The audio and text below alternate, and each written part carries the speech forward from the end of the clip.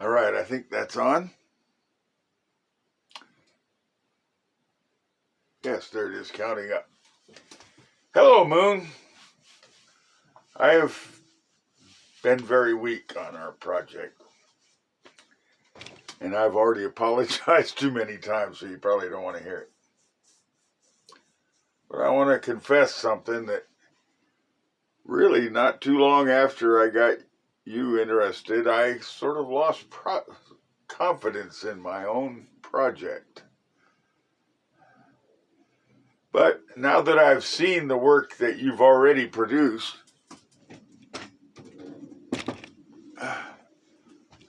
that's it really, and I gotta say this, it really is too good of stuff to just throw away or dismiss.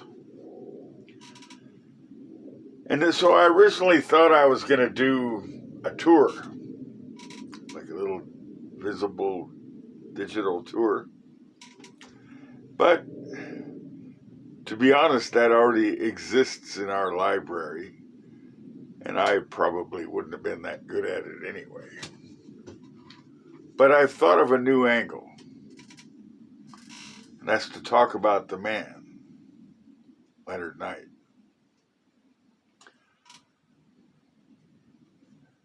So here goes. You could cut as you wish.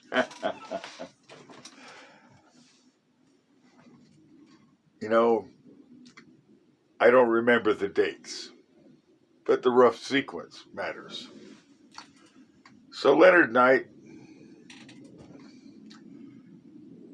found his faith. And in the way of expressing that faith, he wanted to send a message out to the world about God's love. And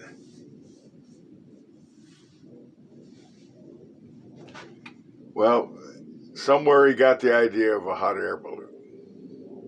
And he built this huge hot air balloon. And he built a huge hot air balloon and actually toured the country with it, taking donations. And the story I heard, he was building it along the way. And I don't know how many times he tried to fly it, but the last of those times, he had come here to Slab City. And there was a big open place of desert with a little bit of an updraft with that hill there. And he had attempted to inflate the balloon. You can see, there's some video exists of that event and photos in our Facebook page. And of course, the balloon failed.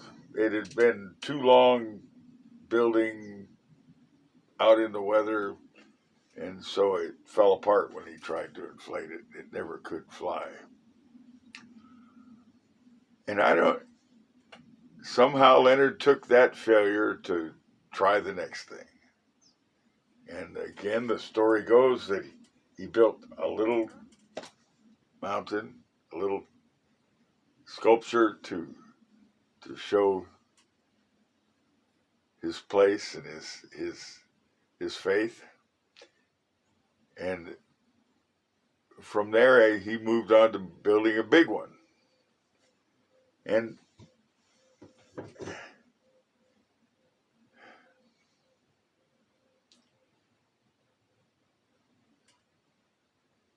so the first version of that big one looked like a huge concrete turret,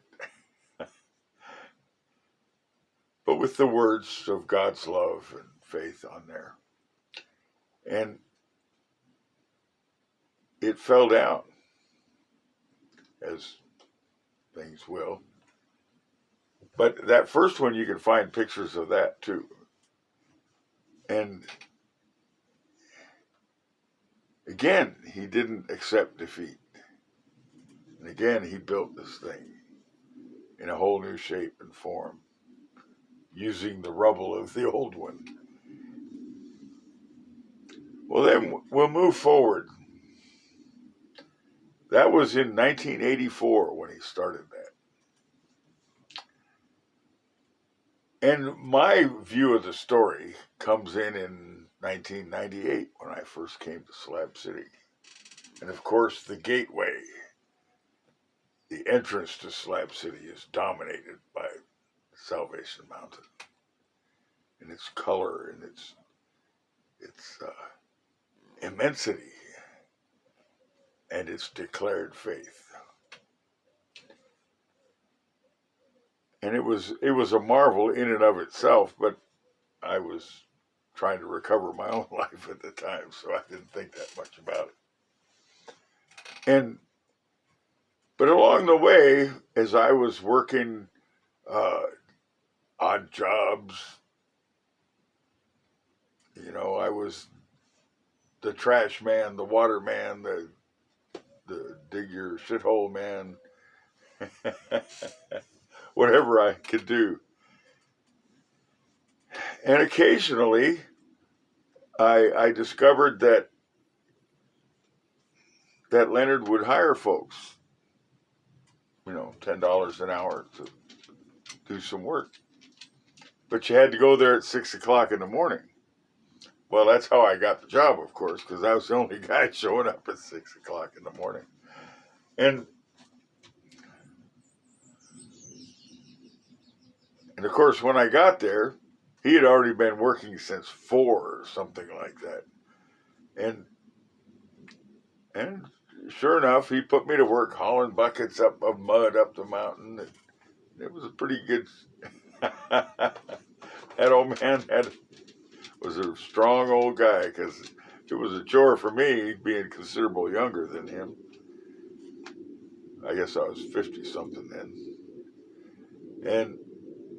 But I started to have a bit of a relationship with him, because I'd show up, I don't know how often, once a month, once every other month, to go make a few dollars to get ahead on the next day, And I guess we worked together enough times that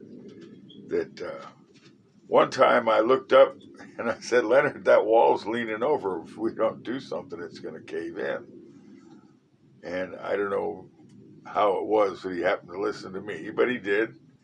And the next few times we worked together, we were putting in a bunch of cross beams in there to hold everything up. And a few years we worked fairly often together. And then got to be more sparse as my life got to be more successful. But the thing I remember is that as I started my own venture, the range, I looked at the possibilities and I said, what's the use?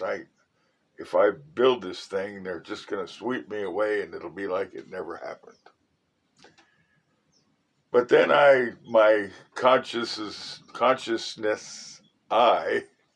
fell to Leonard and Salvation Mountain. And at that time, he had been building it 17 years or something like that. And so my excuses melted away before my eyes, just looking at Leonard. And so that's where he plays a real role in my life, because he inspired me to go on, even in the face of hopelessness. And it was the right choice. But of course, I had no way to know that at the time. And still, I would go help him once in a while. But I remember one time he was way up on the ladder. He's on how you're not supposed to stand on the top rung of the ladder? And he was standing 1 foot on the top rung of the ladder, 1 foot dangling in space. And he's painting some stuff of the dome. And I said, Leonard, aren't you worried doing that? That's pretty precarious. And he says, no, he knows I'm supposed to be doing this. Cheerfully, casually. Well, you can't deny that faith, right? And of course, there were other times. One time he helped me. I had an opportunity to get a new PA for the range. And he happily financed me with it. And when I went to go make the first payment, maybe I'd made one or two payments, but after it wasn't long, he told me, "Oh, just forget it." You know. So you got to admire that from it too. And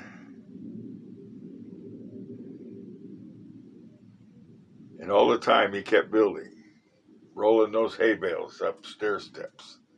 So, I don't know how old he was. He getting up on 80. He's still rolling hay bales up the wall by hand. No crane, nothing. Just one step at a time.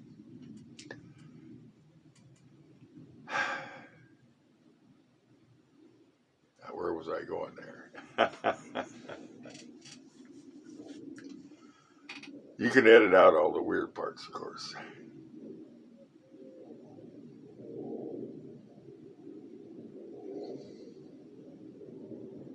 Oh, now I know where I was going. There was another thing that really the last encounter I had with Leonard. And he had lost his leg from diabetes. And he was virtually blind. Really just seeing some light. And it was at his birthday party. It was at his birthday party. And they brought him back out here from the home he was staying in.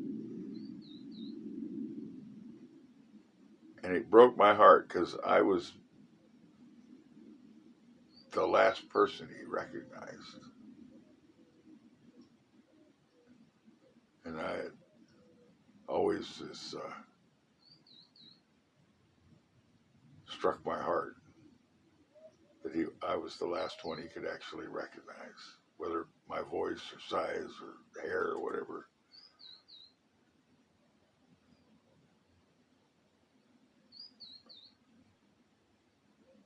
So here I am. I had in my mind to preserve the mountain. It's made of mud and straw. It can't last forever. But I had in mind to preserve it at least as long as I'm alive. I guess with the big cave-ins in the museum, I may have failed there somewhat, but Ron is thinking of ways to repair that, so. But Leonard Knight,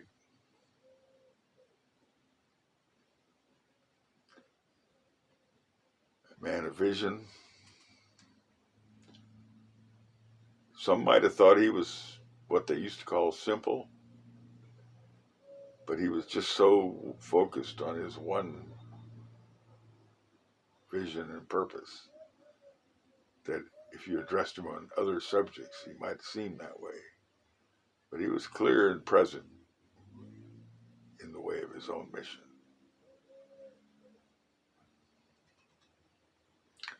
Well, I just thought maybe these are some things that could be said along with your vision of what he ended up with. Hope something works out.